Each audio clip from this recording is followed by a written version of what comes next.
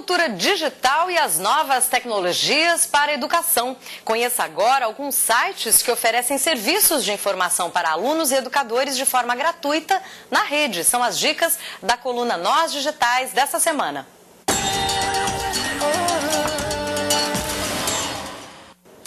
Olá, que as tecnologias digitais favorecem enormemente a produção, a partilha e a expansão da educação não é novidade para ninguém. Talvez aspecto novo dentro dessa temática é o mercado descobrindo que pode fazer muito dinheiro com isso. Recentemente a revista Forbes divulgou a sua lista de bilionários e incluiu um novo brasileiro. E ali você vê que esse brasileiro vem exatamente do campo da educação. O que isso significa?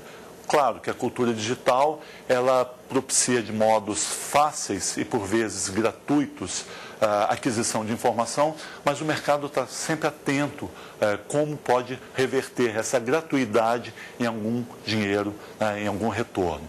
Um exemplo disso é a empresa brasileira Omnia, que é uma empresa particular, sim, uma empresa goiana, e que tem como proposta exatamente sites cujo tema principal é educação.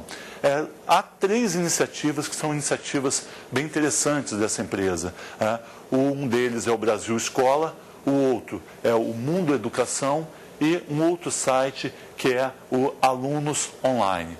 Esses 3 sites oferecem serviços tanto para alunos, estudantes, quanto para educadores em formação permanente, na maioria das vezes gratuitamente. Isso significa que o serviço de informação pró-educação é oferecido gratuitamente e eles encontram outras formas de gerirem o seu modelo de negócio, de ganharem dinheiro. Isso é notável, ou seja, chamar a atenção para empresários que investir em educação é um bom negócio. Talvez seja por isso que o maior bilionário brasileiro e a sua fundação, Lehman, tenha dado o exemplo investindo em projetos de peso, como, por exemplo, o Start Ed, que apoia startups voltadas para a educação. Mas sobre esse projeto especificamente a gente fala num outro momento. É isso aí, até a próxima. Um olhar sobre o Brasil. Uma exposição que passa por Belo Horizonte tem esse nome por registrar um período de 170 anos de história do país. Por meio de 300 fotografias, pode-se conhecer e relembrar lugares, fatos políticos, personalidades e ambientes naturais do Brasil entre os anos de 1833 e 2003. Conheça algumas dessas imagens e as impressões de visitantes na reportagem da PUC-TV de Minas.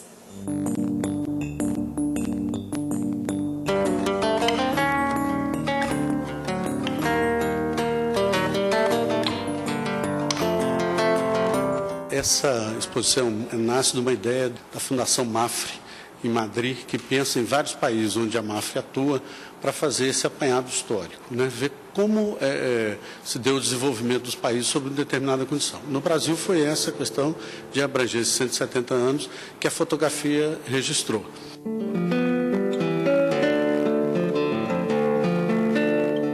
Então é um panorama de 170 anos da construção desse país. E como diz o curador, é apenas um olhar, não é para retratar toda a história, mas um olhar que alguns tiveram sobre esses 70 anos.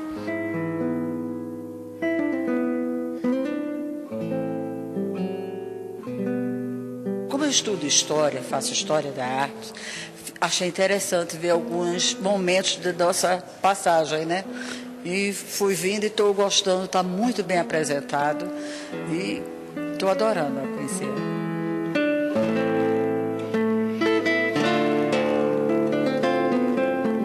A Isabela, né, minha filha, ela deve estar fazendo um trabalho de escola para fazer visita em centros culturais e como vi hoje no jornal que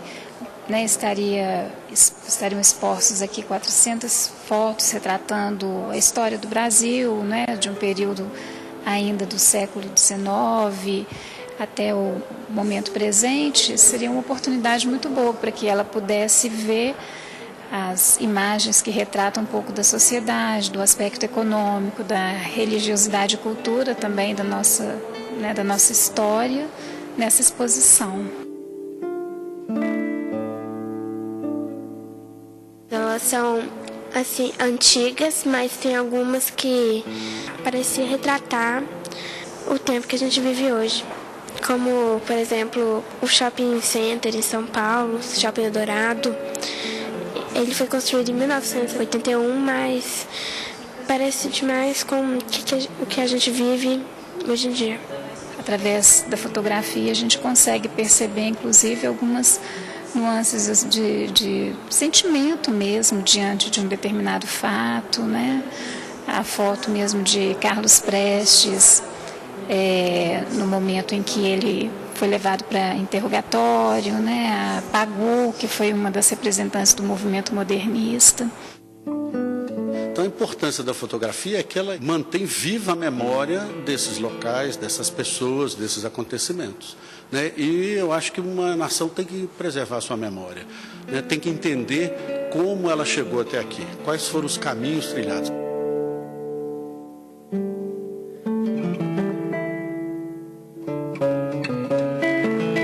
Vim do Paraná e uma das intenções de vir a Belo Horizonte era conhecer o Centro Cultural.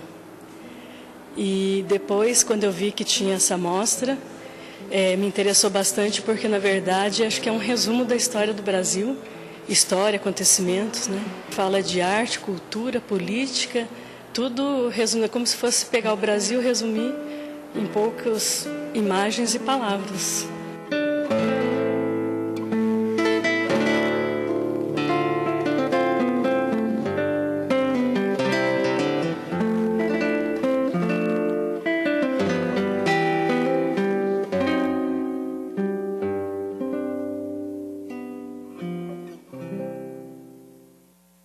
A exposição Um Olhar sobre o Brasil fica em cartaz no CCBB de Belo Horizonte até o dia 28 de abril e pode ser vista de quarta a segundas-feiras, das 9 da manhã às 9 da noite. A entrada é franca.